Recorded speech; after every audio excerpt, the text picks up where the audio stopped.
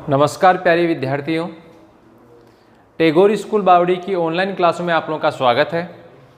आज हम आप लोगों के 11th क्लास की फिजिक्स का वीडियो लेके आए हैं, जिसमें हम लोग अपना सिलेबस स्टार्ट करेंगे। आज कल सिलेबस के बारे में अपने जिक्र किया था, सब्जेक्ट चूज के बारे में जिक्र किया था। आज हम लोग कंटिन्यू कर रहे हैं। अपने सबसे पहला जो चैप्टर है वो चैप्टर अपने को ये बताता है कि वास्तव में फिजिक्स क्या होती है, क्या है ये फिजिक्स, इसमें क्या क्या चीज़ें आती हैं, इसमें हम लोग क्या क्या चीज़ें पढ़ते हैं, क्या क्या चीज़ें हम लोगों को सीखने को मिलती है और फिजिक्स में क्या क्या चीज़ें होती हैं, क्या यहाँ जो अपनी साइंस है उस साइंस में क्या क्या चीज़ें होती हैं, किस प्रकार से अपन इसका अध्ययन करते हैं, इन सब के बारे में अपन यहाँ जिक्र करेंगे। तो सबसे पहले अपन यहाँ देख लेते हैं आप लोगों के क्लास 11th और अपना जो चैप्टर फर्स्ट है, चैप्टर फर्स्ट आप लोगों का है भौतिक जगत। भौतिक जगत, ठीक है। फिजिकल वर्ल्ड के बारे में अपन यहाँ जिक्र करेंगे। अपन यहाँ देख लेते हैं कि ये जो आप लोगों के पास में भौतिक विज्ञान है, इसको समझने से पहले अपन साइंस की बात करते हैं, विज्ञान की बात करते हैं। तो सबसे पहला पॉइंट आप लोगों का है विज्ञान। क्या है विज्ञान, क्या है साइंस। साइंस किस भाषा का शब्द है, कहां से लिया गया है, इन सब के बारे में अपन यहां जिक्र करेंगे। देखो, सबसे पहले बात करें अपन विज्ञान, तो विज्ञान संस्कृत भाषा का शब्द है। कौन सी भाषा का शब्द है? संस्कृत भाषा का शब्द है विज्ञान, ठीक है।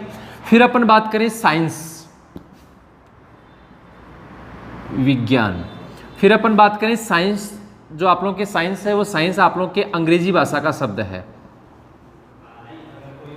अंग्रेजी भाषा का शब्द कौन सा है? साइंस है, साइंस। ये जो साइंस शब्द है, ये साइंस शब्द कौन सी भाषा से लिया गया है? ये लैटिन भाषा से लिया गया है। कौन सी भाषा से लिया गया है? लैटिन भाषा से लिया गया है। सबसे मुख्य चीज तो यह है, कौन सी भाषा से लिया गया है? लैटिन भाषा से लिया गया है। और लैटिन भाषा का एक शब्द है सिंटिया। कौन सा शब्द है? सिंटिया। ये जो आप लोगों के सिंटिया शब्द है, सिंटिया शब्द से बना है आप लोगों का साइंस। ये जो सिंटिया है ये लैटिन भाषा का शब्द है और इसको अंग्रेजी भाषा में साइंस कहा गया है और संस्कृत भाषा में इसको कहते हैं विज्ञान। अब इसका अर्थ क्या होता है? इसका अर्थ होता है जानना। क्या होता है इसका अर्थ? जानना। यानी कि हमारे पास में जो भी हमारे चारों ओर हमारे परिवेश में जितने भी तथ्य होते हैं, उन सब तथ्यों का जितने भी अपनी परिकल्पनाएं होती हैं, उन सब का हम लोग यहाँ पर सुव्यवस्थित तरीके से अध्ययन करते हैं। तो मैं फिर से आप लोगों के रिपीट कर रहा हूँ, साइंस जो आप लोगों के शब्द है वो अंग्रेजी भाषा का शब्द है। साइंस कहाँ से लिया गया है? अंग्रेजी भाषा से। और ये जो आप लोगों के विज्ञान है, ये विज्ञान आप लोगों के संस्कृत भाषा का शब्द है। ये जो विज्ञान है, जो संस्कृत भाषा का शब्द है, जिसको अंग्रेजी में साइंस कहा जाता है, इसका अर्थ जानना होता है।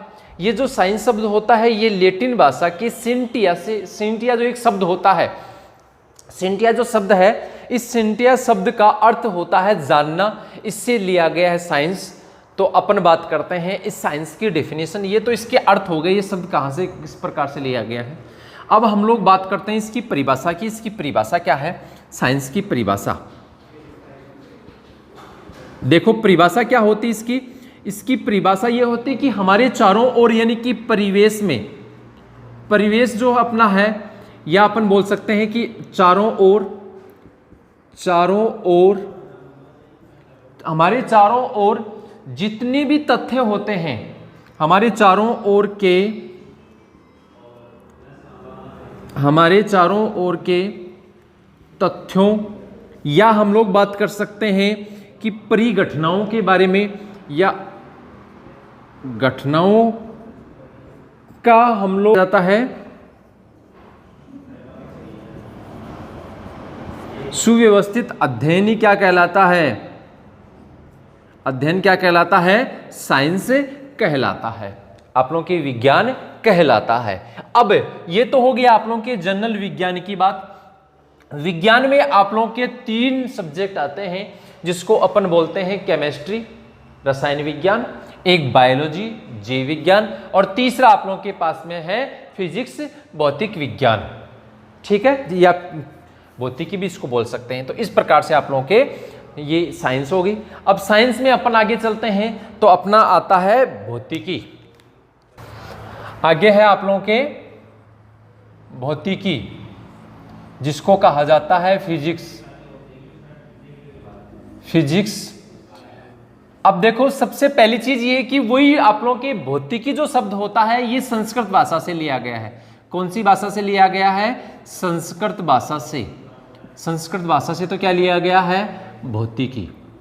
क्या लिया गया है? भौतिकी। और इसको अंग्रेजी भाषा में क्या कहते हैं? अंग्रेजी भाषा में क्या कहा जाता है इसको? अंग्रेजी भाषा में कहा जाता है फिजिक्स। क्या कहते हैं? फिजिक्स। और ये जो आप लोगों के फिजिक्स है ये ग्रीक भाषा का एक शब्द है फिजिक्स,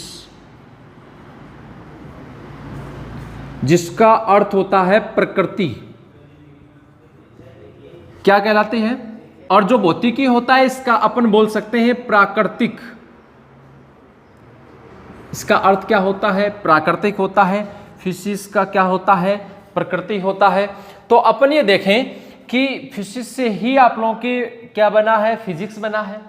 तो अपन यहां ये देखेंगे कि प्राकृतिक घटनाओं के बारे में या अपन प्रकृति का सुव्यवस्थित तरीके से बोल सकते हैं कि क्रमबद्ध तरीके से अपन अध्ययन करते हैं। तो अपन इसकी परिभाषा क्या देखेंगे कि विज्ञान की वह शाखा, भौतिक विज्ञान की परिभाषा अपन देखेंगे।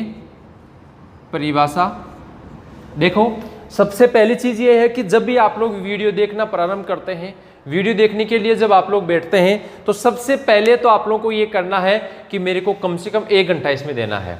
ऐसे नहीं कि आप लोगों ने 2 मिनट देख लिया फिर गायब हो गए, 3 मिनट देख लिया फिर गायब हो गए, तो ऐसे बिल्कुल भी समझ में नहीं आएगी। ये आप लोगों के लिए नई चीज है। अभी तक आप लोगों ने फिजिक्स के बारे में कुछ भी नहीं पढ़ा है। फिजिक्स क्या होती है, इसकी में क्या आता है, क्या क्या चीजें होती हैं, इसके बारे में अभी तक आप लोगों ने कुछ नहीं पढ़ा। ये नई चीज़ है आप लोगों के, इसलिए सबसे पहले आप लोग पेन कॉपी लेके बैठें। जो चीज़ आप लोगों की डाउटफुल होती है उसको नोट करें, जो चीज़ आप लोगों के यहाँ बताई जाती है उसको नोट करें, जिससे आप लोग उसको बार बार रिपीट कर सको। तो यहाँ आप लोगों के पास में भौतिकी की परिभाषा क्या होगी कि विज्ञान की वह शाखा, ये विज्ञान की एक ब्रांच है। तो इस विज्ञान की वह शाखा जिसमें प्रकृति किस किस का अध्ययन किया जाता है। एक तो प्रकृति के बारे में, और प्राकृतिक जो घटनाएं होती है, प्राकृतिक घटनाओं के बारे में, घटनाओं का क्रमबद्ध अध्ययन किया जाता है। क्या कहलाती है? फिजिक्स कहलाती है, भौतिकी कहलाती है। तो ये हो गया आप लोगों के फिजिक्स के बारे में। बोलो कोई डाउट हो तो, कुछ पूछना हो तो। ये अपन नॉर्मल जनरल सी चीज़ें लेके चल रहे हैं। तो ये हो गया आप लोगों के पास में भौतिकी, जिसके आप लोगों के यहाँ मैंने बता दिया इसकी परिभाषा क्या होती है। विज्ञान की वह शाखा जिसमें प्रकृति प्रकृति और प्राकृतिक घटनाओं का हम लोग यहाँ क्रमबद्ध तरीके से अध्ययन करते हैं। क्या कहलाती है? फिजिक्स कहलाती है।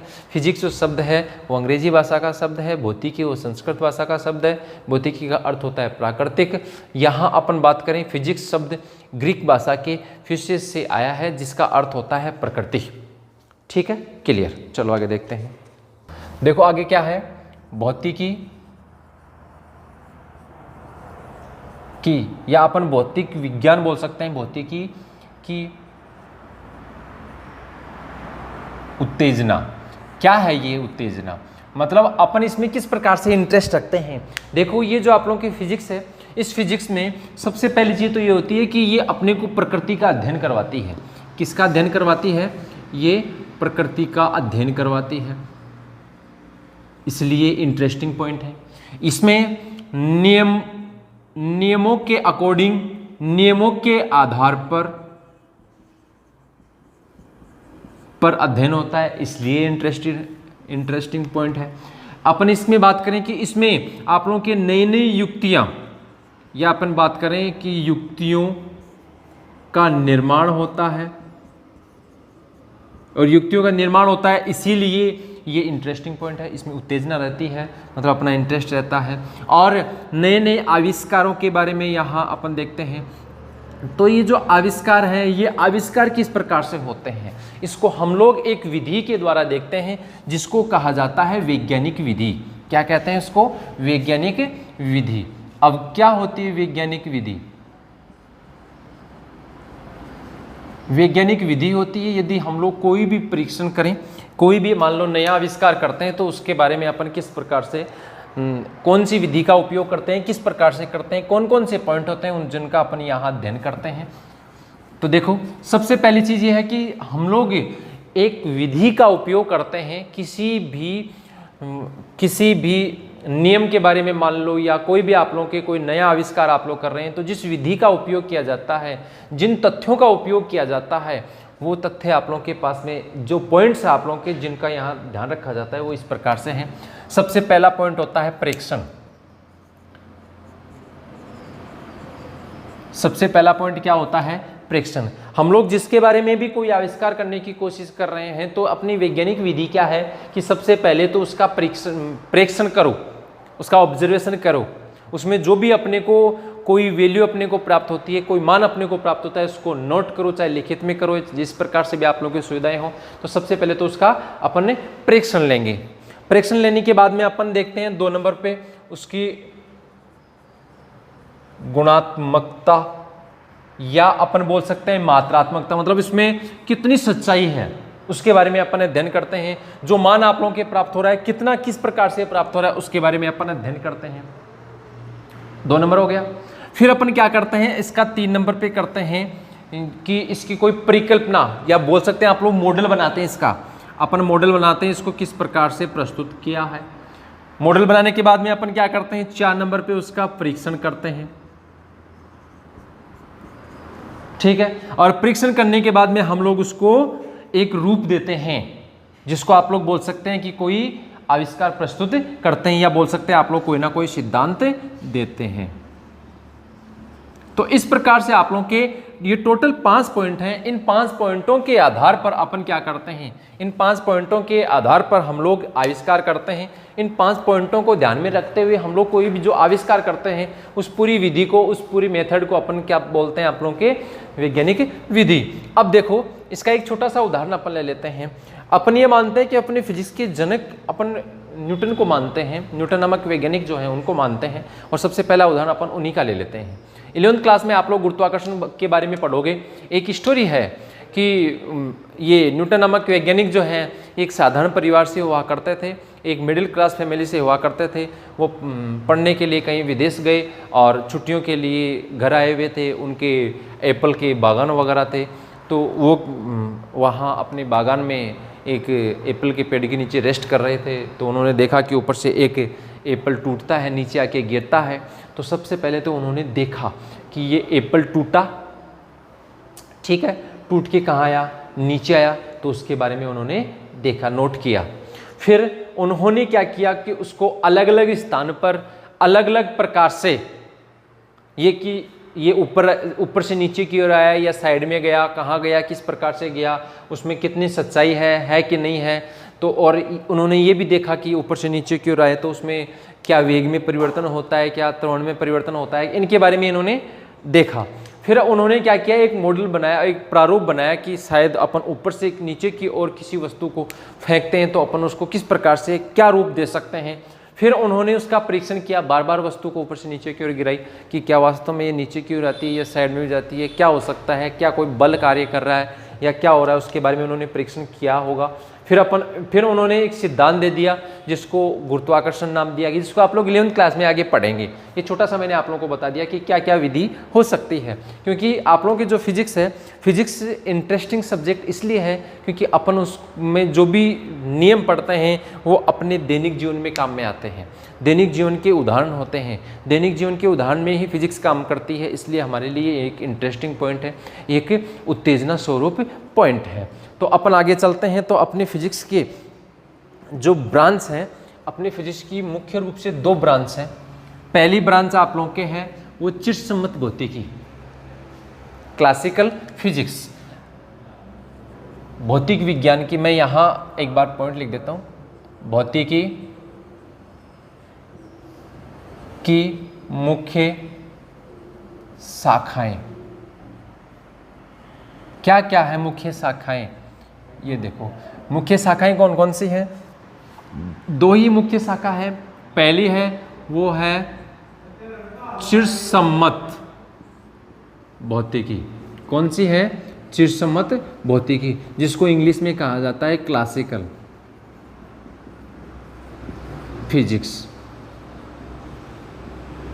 ठीक है। नंबर 2 कौन कौन सी है? नंबर 2 है आप लोगों के पास में आधुनिक भौतिकी। नंबर 2 कौन सी है? आधुनिक भौतिकी, जिसको कहते हैं मॉडर्न फिजिक्स। ठीक है। अब ये आप लोगों के पास में चिरसम्मत भौतिकी कौन सी होती है और आधुनिक भौतिकी कौन सी होती है, इसके बारे में अपन अध्ययन कर लेते हैं। तो एक बार आप लोगों के 2 पॉइंट हो गए। मैं इस दूसरे नंबर वाले पॉइंट को मिटा रहा हूँ, आप लोगों को मैंने बता दिया, आप लोग नोट कर सकते हो। अपन बात करेंगे सबसे पहले चिरसम्मत भौतिकी के बारे में। चिरसम्मत भौतिकी वैसे वास्तव में होती क्या है? एक ऐसी भौतिकी होती है जिसमें स्थूल घटनाओं के बारे में अपन पढ़ते हैं। स्थूल घटनाएं कौन सी होती हैं? स्थूल घटनाएं वो घटनाएं होती हैं जिनको हम लोग नग्न आंखों से देख सकते हैं, मतलब आंखों से दिखाई देने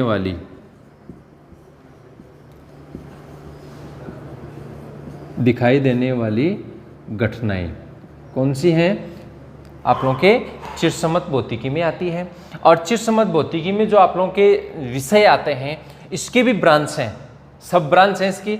ये आप लोगों के फिजिक्स की मेन ब्रांच हो गई चिरसम्मत भौतिकी, और एक आप लोगों के आधुनिक भौतिकी।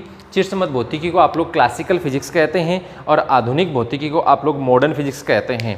ये जो आप लोगों के पास में चिरसम्मत भौतिकी है, चिरसम्मत भौतिकी वह भौतिकी होती है जिसमें जो आप लोगों के जो घटनाएं होती हैं वो बड़े पैमाने पर होती है।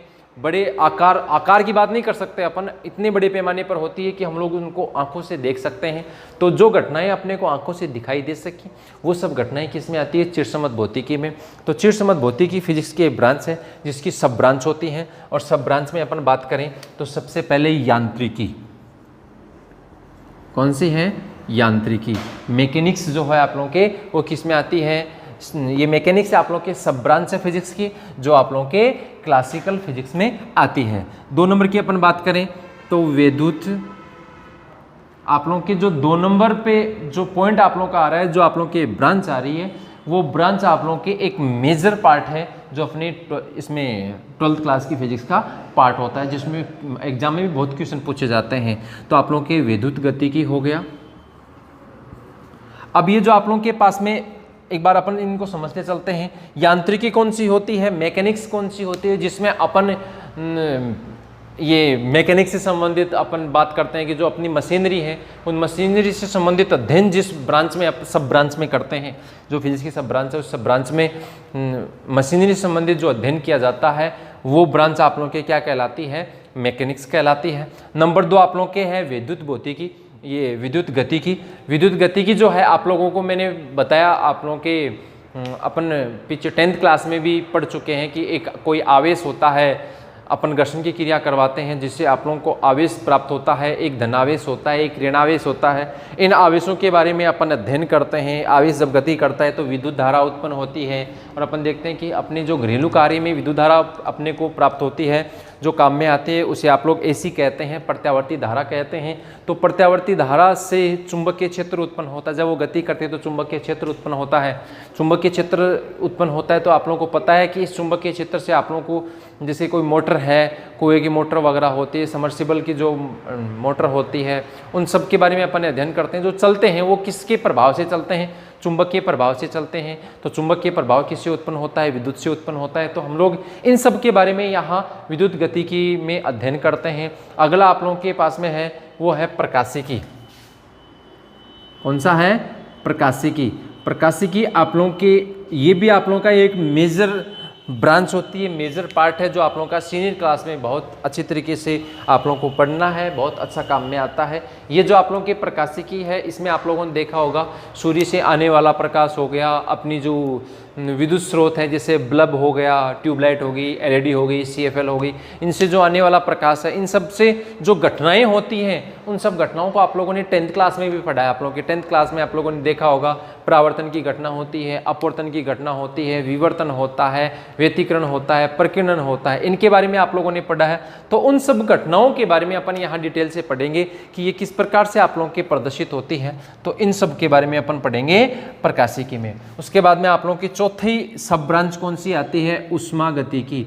ऊष्मागतिकी देखो आप लोगों ने शायद देखा होगा, ऊष्मागतिकी जो होती है इसमें ऊष्मा का संचरण होता है, ऊष्मा गति करती है। आप लोगों ने साधारण तरीके से देखा तो सर्दियों के समय अपन देखते हैं कि सामने आप लोगों के ये आग होती है, हीट होती है, ऊष्मा होती है, उससे हम लोग सर्दियों में हाथ वगैरह सेकते हैं, मतलब ऊष्मा ग्रहण करते हैं। दूसरा अपने ये देखते हैं कि अपने खाना पकाते हैं उस समय भी अपने को आप लोगों का चाहे चूल्हा वगैरह हो या गैस जो चूल्हा हो या आप लोगों के हीटर वगैरह हो, वहाँ से अपने को ऊष्मा प्राप्त होती है, तो ऊष्मा गति करती है। तो इसकी 3 विधियाँ आप लोग पढ़ेंगे 11th क्लास में। एक होती है चालन होती है, एक संवहन क्रिया होती है, एक प्रकीर्णन होती है जो आप लोगों के ये विकिरण के द्वारा भी संचरित होती है। तो इस प्रकार से आप लोग चालन हो गई, मतलब ठोस के द्वारा गति करना हो गया, संवहन की क्रिया हो गई, या विकिरण के द्वारा गति कर ऊष्मा गति करती है। तो इसके इन सब के बारे में अपन यहाँ अध्ययन करते हैं। तो ये जो आप लोगों के जो फर्स्ट आप लोगों के फिजिक्स की ब्रांच है, जिसको आप लोग चिरसम्मत भौतिकी कहते हैं, जिसको इंग्लिश में क्लासिकल फिजिक्स कहा जाता है। मैं इतना स्लो आप लोगों को इसलिए पढ़ा रहा हूँ क्योंकि आप लोगों की नई चीज़ है। एक बार आप लोग इसको ध्यान से देख लेंगे। फर्स्ट चैप्टर आप लोगों का बेस है, इसको थोड़ा सा ध्यान से देख लेना। चिरसम्मत भौतिकी वो होती है जिसमें आप लोगों के स्थूल घटनाएं, मतलब बहुत बड़ी घटनाओं जिनको हम लोग आंखों से देख सके, इनके बारे में आप लोग यहाँ देखते हैं कि ये आप लोगों की इसकी सब ब्रांच हो गई। यांत्रिकी हो गई, आप लोगों के मैकेनिक्स हो गई, आप लोगों के विद्युत गति की हो गई, प्रकाशिकी हो गई, ऊष्मा गति की। तो इनके बारे में अपन अध्ययन करेंगे। ये आप लोगों के मेजर पार्ट है जो 11th और 12th क्लास में काम में आता है। 2 नंबर है आप लोगों के आधुनिक भौतिकी। 2 नंबर कौन सी है? आधुनिक भौतिकी। आधुनिक भौतिकी जिसको इंग्लिश में कहा जाता है मॉडर्न फिजिक्स।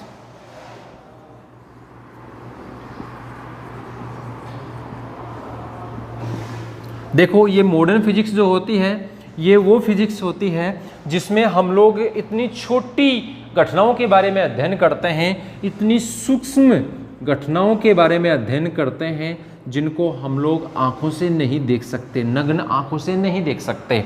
तो मैं यहाँ लिख सकता हूँ नग्न आंखों से नहीं देखा जा सकता। ठीक है, इन सब घटनाओं का अध्ययन किस में करते हैं अपन? मॉडर्न फिजिक्स में। अब मॉडर्न फिजिक्स की भी सब ब्रांच आप लोगों के सबसे पहले कौन सी है? पहले अपन बात करें तो आपेक्षिकता, रिलेटिविटी। ठीक है, फिर नंबर 2 की अपन बात करें तो क्वांटम भौतिकी। क्वांटम भौतिकी छोटे छोटे कणों के बारे में, क्वांटम्स के बारे में इसमें अध्ययन करते हैं। फिर अपन नंबर 3 की बात परमाणु भौतिकी, जिसमें परमाणु से संबंधित अध्ययन किया जाता है। और आप लोगों के लास्ट है ये नाभिकीय भौतिकी। नाभिकीय भौतिकी जिसमें नाभिक से संबंधित अध्ययन किया जाता है। तो इस प्रकार से आप लोगों के पास में ये फिजिक्स की सब ब्रांचों की आपेक्षिकता, क्वांटम भौतिकी, परमाणु भौतिकी और नाभिकीय भौतिकी, इस प्रकार से आप लोगों के जो मेजर जो आप लोगों के फिजिक्स की ब्रांच है, क्लासिकल फिजिक्स, मॉडर्न फिजिक्स, इनके बारे में मैंने यहाँ आप लोगों को बता दिया है। अब अपन बात करें, अगला पॉइंट आप लोगों का है भौतिक विज्ञान का कार्य क्षेत्र। भौतिक विज्ञान का कार्य क्षेत्र। देखो भौतिक विज्ञान का जो कार्य क्षेत्र है, मतलब कार्य क्षेत्र का मतलब होता है कि ये भौतिक विज्ञान है, ये कहाँ से कहाँ तक काम करती है। भौतिक विज्ञान में जो आप लोगों के भौतिक राशियाँ होती है, जैसे अपन मान के चलते हैं स्टार्टिंग में आप लोगों की 3 भौतिक राशियाँ, उनके बारे में थोड़ा सा देख लेते हैं। अपने 3 भौतिक राशियाँ कौन कौन सी हैं? देखो, सबसे पहले मैं बात करता हूँ द्रव्यमान की। किसकी बात करूँ मैं? द्रव्यमान की, जो आप लोगों के मास होता है। अब इसकी प्रास क्या होती है? अपन प्रास की बात करते हैं। कार्यक्षेत्र का मतलब ये कहाँ से कहाँ तक काम करती है, तो इसकी प्रास अपन देखते हैं कि द्रव्यमान की जो प्रास होती है वो 10⁻³ kg, जो ये इलेक्ट्रॉन का द्रव्यमान होता है, से 10⁻55 kg ये आप लोगों के ब्रह्मांड का द्रव्यमान होता है, ये इलेक्ट्रॉन का द्रव्यमान होता है। ध्यान से सुन लेना। फिर अपन बात करें समय की। समय की भी प्रास है। समय की प्रास क्या है? 10⁻22 सेकंड से 10⁻18 सेकंड तक, मतलब ये जो समय होता है इसको हम लोग 10⁻22 सेकंड से 10⁻+18 सेकंड तक माप सकते हैं। ये इसकी प्रास है, ये फिजिक्स में अपने काम में आती है। फिर अपन बात करते हैं लंबाई की। लंबाई की भी प्रास होती है। लंबाई की प्रास हो 10⁻15 मीटर, जो आप लोगों के नाभिक की त्रिज्या होती है, से 10⁻26 मीटर, जो आप लोगों के पूरे ब्रह्मांड का एक परिक्षेत्र है, विस्तार है। ये ब्रह्मांड का विस्तार हो गया। ये आप लोगों के नाभिक की त्रिज्या हो गई, जिसको एक फर्मी के रूप में लिया जाता है। ये आप लोगों का समय है, जिसको अपन फिक्स किसी वैल्यू के लिए डिफाइन नहीं कर सकते। ये आप लोगों के पास में द्रव्यमान हो गया। द्रव्यमान 10⁻30 kg जो होता है, ये इलेक्ट्रॉन का द्रव्यमान होता है, ये ब्रह्मांड का द्रव्यमान होता है। लगभग चीज़ें हैं ये फिक्स वैल्यू नहीं है। अपने पास में ये 3 भौतिक राशियाँ आई है, समय आ गया, लंबाई आ गई, द्रव्यमान आ गया। ये तीनों जो भौतिक राशियाँ ये यांत्रिक भौतिक राशि कहलाती है। क्या कहलाती है? यांत्रिक भौतिक राशि। यांत्रिक, ठीक है। हम लोग मोस्टली इनके बारे में अध्ययन करते हैं, ज़्यादातर इनके बारे में अध्ययन करते हैं, यही आगे आप लोगों के काम में आती है। तो ये आप लोगों का वीडियो आज का यहीं तक फिनिश होता है। ठीक है, थैंक यू।